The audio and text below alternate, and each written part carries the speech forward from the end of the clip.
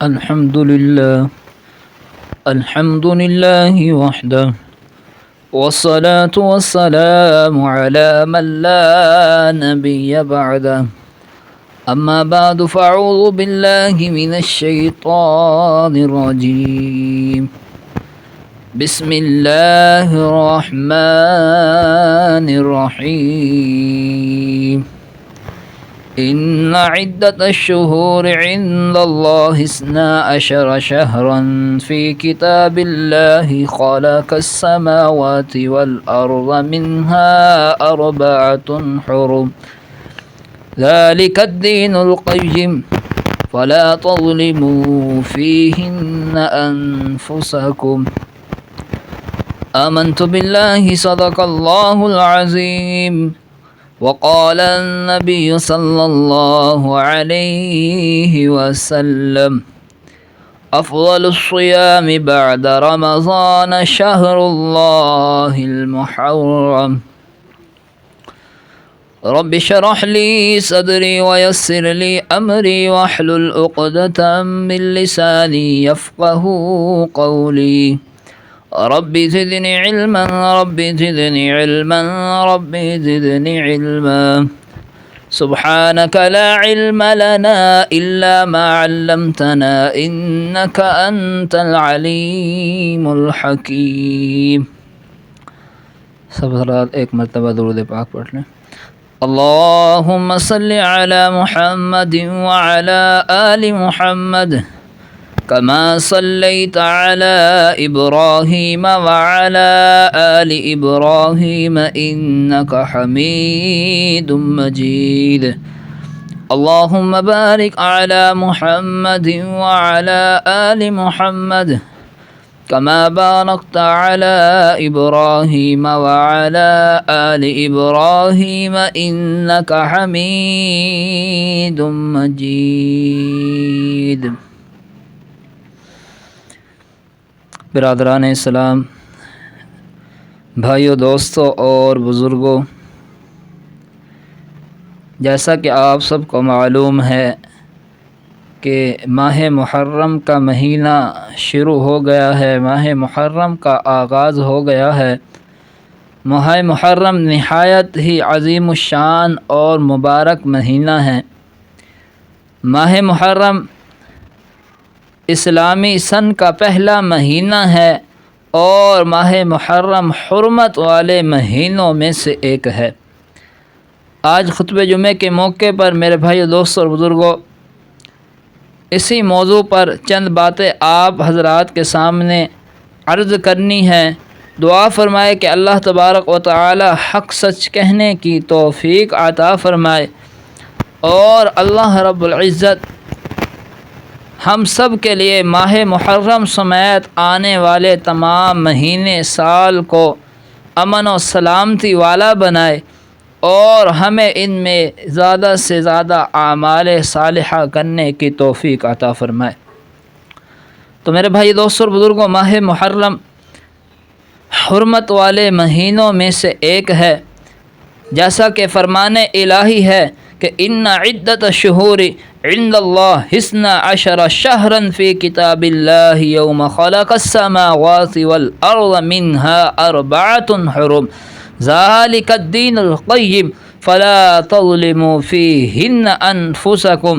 اللہ فرما رہا ہے کہ بے شک اللہ کے نزدیک مہینوں کی گنتی، مہینوں کی تعداد کتاب اللہ میں 12 ہے، اور یہ اس دن سے ہے جب سے اللہ تبارک و تعالی نے خلق السماوات والارض، زمین اور آسمان کو پیدا فرمایا، اور فرمایا کہ منہا 4 حرم. ان حرمت و ان مہینوں میں 4 مہینے حرمت والے ہیں، احترام والے ہیں. ذالک الدین القیم، یہی دین درست ہے. فلا تظلموا فیہن انفسکم، لہذا تم ان حرمت والے مہینوں میں اپنی جانوں پر ظلم نہ کرو. تو میرے بھائی، دوستوں اور بزرگوں، اس آیت کریمہ سے پہلی بات یہ معلوم ہوئی کہ پہلے دن سے، جب سے اللہ تبارک و تعالی نے زمین اور آسمان کو بنایا، زمین اور آسمان کو پیدا فرمایا، تب سے اللہ کے نزدیک مہینوں کی گنتی، مہینوں کی تعداد 12 ہے، اور ان 12 مہینوں میں 4 مہینے حرمت والے ہیں، 4 مہینے احترام والے ہیں،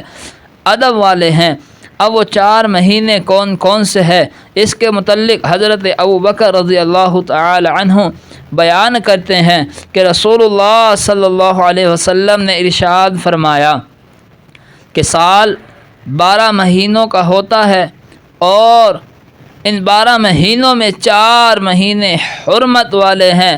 ادب والے ہیں، احترام والے ہیں، جن میں پہلے 3 مہینے تو ساتھ ساتھ ہے، اکٹھے ہیں، اور فرمایا وہ کون کون سے ہیں، وہ ذوالقعدہ، ذوالحجہ اور ماہ محرم کا مہینہ ہے، اور چوتھا آپ صلی اللہ علیہ وسلم نے فرمایا کہ وہ رجب کا مہینہ ہے جو جمادی الثانی اور شعبان کے درمیان آتا ہے۔ تو اس احادیث اور آیت مبارکہ سے معلوم ہوا کہ ماہ محرم بھی حرمت والے مہینوں میں سے ایک ہے، اسی لیے اس کا حرمت کا خیال رکھنا، اس کا ادب کرنا ہر مسلمان پر فرض، واجب اور ضروری ہے۔ اور میرے بھائی دوست اور بزرگوں، اس آیت کریمہ کے اندر اللہ تبارک و تعالی نے 4 مہینوں کی حرمت کا تذکرہ کرنے کے بعد فرمایا کہ فلا تظلموا فیہن انفسکم، کہ یعنی خاص طور پر ان مہینوں میں تم اپنی جانوں پر ظلم نہ کرو۔ ظلم تو میرے بھائی دوستو بزرگوں سال کے 12 مہینے بھی منع ہے، ممنوع ہے،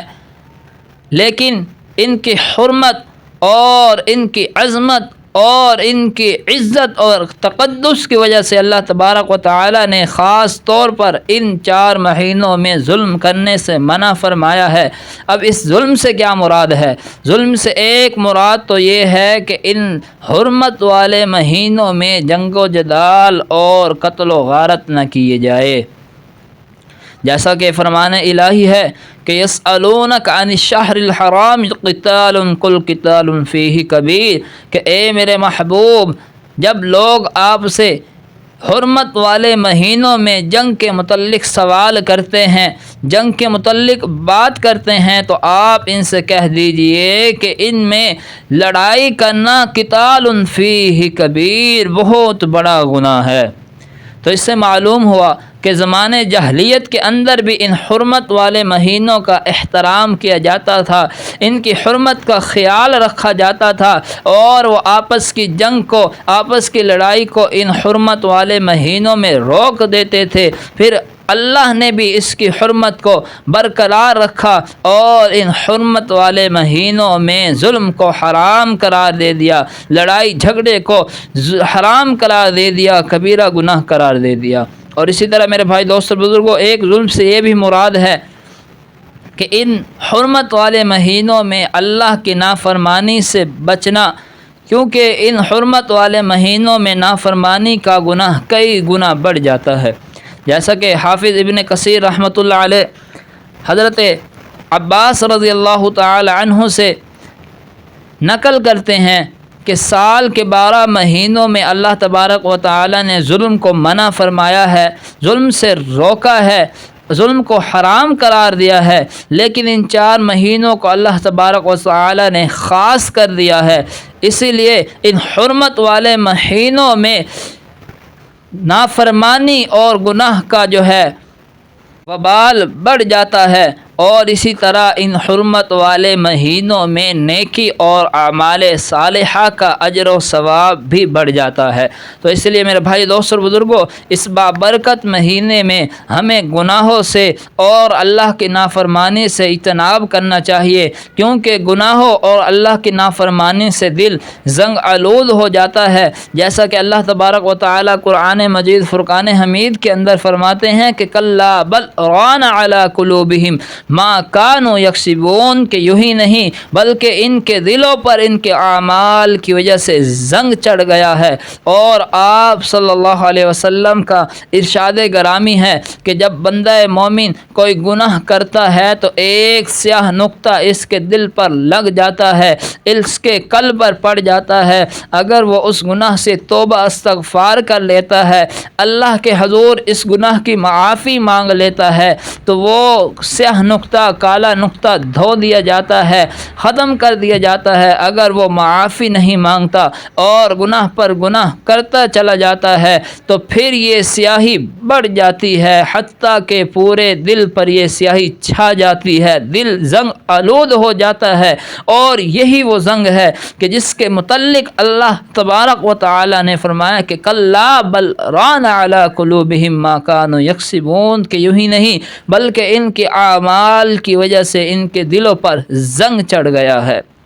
تو بہرحال میرے بھائی دوستو بزرگوں، سال بھر عموماً اور ان 4 مہینوں میں خاص طور پر اللہ کی نافرمانی اور گناہوں سے اجتناب کرنا چاہیے۔ اور یہی وجہ تھی کہ رسول اللہ صلی اللہ علیہ وسلم اور آپ کے صحابہ، آپ کے ساتھی صحابہ کرام اس مہینے میں حرمت والے یعنی ماہ محرم کے مہینے میں خاص طور پر روزے رکھنے کا اہتمام کرتے تھے، اور بالخصوص یوم عاشوراء یعنی 10 محرم کا روزہ رکھتے تھے، کیونکہ آپ صلی اللہ علیہ وسلم کا فرمان عالی شان ہے کہ افضل الصیام بعد رمضان شہر اللہ المحرم کہ رمضان کے بعد سب سے افضل روزے، سب سے بہتر روزے، سب سے اعلیٰ روزے وہ ماہ محرم کے روزے ہیں جو کہ اللہ کا مہینہ ہے۔ اور حضرت عبداللہ بن عباس رضی اللہ تعالی عنہ بیان کرتے ہیں کہ جب نبی اکرم صلی اللہ علیہ وسلم مدینہ منورہ تشریف لائے تو یہودی یوم عاشوراء یعنی 10 محرم کا روزہ رکھتے تھے، تو آپ صلی اللہ علیہ وسلم نے ان سے پوچھا کہ تم اس دن کا روزہ کیوں رکھتے ہو؟ تو انہوں نے عرض کی کہ یہ ایک عظیم الشان دن ہے کہ اس دن اللہ تبارک و تعالی نے حضرت موسیٰ علیہ السلام اور ان کی قوم کو نجات عطا فرمائی تھی، اور فرعون اور اس کی قوم کو غرق کیا تھا۔ تو حضرت موسیٰ علیہ السلام نے اس پر شکرانے کے طور پر روزہ رکھا، اسی لیے ہم بھی روزہ رکھتے ہیں۔ تو اس پر آپ صلی اللہ علیہ وسلم نے ارشاد فرمایا کہ فَنَحْنُ أَحَقُّ أُولَىٰ بِمُوسَىٰ مِنْكُمْ پھر تو ہم زیادہ حق رکھتے ہیں اور تمہاری نسبت ہم حضرت موسیٰ علیہ السلام کے زیادہ قریب ہے۔ پھر آپ صلی اللہ علیہ وسلم نے خود یوم عاشوراء کا روزہ رکھا اور اپنے صحابہ، اپنے ساتھیوں کو بھی یوم عاشوراء کا روزہ رکھنے کا حکم فرمایا۔ اور اسی طرح میرے بھائی دوست بزرگوں، جب آپ صلی اللہ علیہ وسلم سے روزے کے متعلق پوچھا گیا، یوم عاشوراء کے فضیلت کے متعلق پوچھا گیا، تو آپ صلی اللہ علیہ وسلم نے ارشاد فرمایا کہ یوم عاشوراء کا روزہ یکفر السنۃ الماضیہ پچھلے 1 سال کے گناہ کو مٹا دیتا ہے، ختم کر دیتا ہے۔ اللہ اکبر! تو کتنی بڑی فضیلت ہے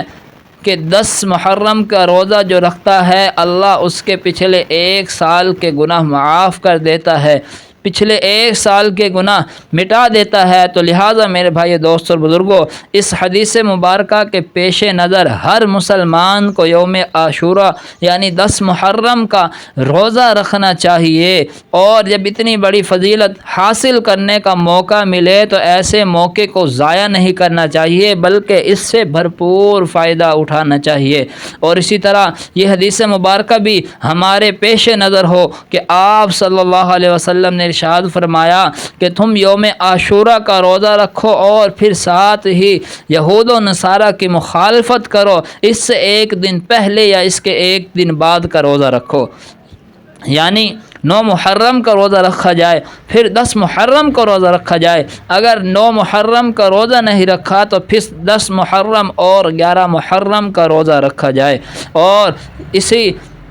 حدیث مبارکہ کے پیش نظر علامہ ابن قیم رحمۃ اللہ علیہ اور حافظ ابن حجر رحمۃ اللہ علیہ نے یہ کا کہنا ہے کہ صوم عاشورہ کے 3 مراتب ہے، 3 درجات ہے۔ ان میں سب سے پہلا مرتبہ، سب سے ادنا، سب سے پہلا درجہ یہ ہے، سب سے کم درجہ یہ ہے کہ صرف یوم عاشورہ یعنی 10 محرم کا روزہ رکھا جائے، اور پھر اس سے بلند درجہ یہ ہے، اس سے اونچا درجہ یہ ہے کہ 9 محرم کا روزہ رکھا جائے، اور پھر 10 محرم کا روزہ رکھا جائے، اور ان دونوں سے افضل، ان دونوں سے بلند مرتبہ یہ ہے کہ 9 محرم کا روزہ رکھا جائے، پھر 10 محرم کا روزہ رکھا جائے، اور پھر 11 محرم کا بھی روزہ رکھا جائے، کیونکہ یہ حرمت والا مہینہ ہے، اس میں جتنے روزے رکھے جائیں گے اتنا ہی اجر و ثواب کا ذریعہ ہے۔ تو بہرحال میرے بھائی دوست اور بزرگوں، میں نے بات یہاں سے شروع کی تھی کہ ان عدت الشہور عند اللہ 12 شہرا فی کتاب اللہ یوم خلق السماوات والارض منها 4 حرم ذلک الدین القیم فلا تظلموا فیہن انفسکم، کہ اللہ کے نزدیک مہینوں کی گنتی، مہینوں کی تعداد کتاب اللہ میں 12 ہے، اور یہ اس دن سے ہے جب سے اللہ نے زمین اور آسمان کو پیدا فرمایا، اور ان 12 مہینوں میں 4 مہینے حرمت والے ہیں، منہا 4 حرم ذالک الدین القیم، اور یہی دین درست ہے، فلا تظلموا فیہن انفسکم، لہذا تم ان حرمت والے مہینوں میں اپنی جانوں پر ظلم نہ کرو۔ تو میرے بھائی دوستو اور بزرگوں، یہ ماہ محرم کا مہینہ بھی حرمت والے مہینوں میں سے ایک ہے، اسی لیے ہر مسلمان پر فرض، واجب اور ضروری ہے کہ وہ اس کے احترام کرے، اس کی حرمت کا خیال رکھے، اور اللہ کی نافرمانی اور گناہوں سے بچنے کی کوشش کرے۔ اللہ سے دعا ہے کہ اللہ تبارک و تعالی ہم سب کو ان باتوں پر عمل پیرا ہونے کی توفیق عطا فرمائے، اور ان حرمت والے مہینوں کا اللہ تبارک و تعالی ادب احترام کرنے کی توفیق عطا فرمائے۔ آمین یا رب العالمین، وما علینا الا البلاغ المبین۔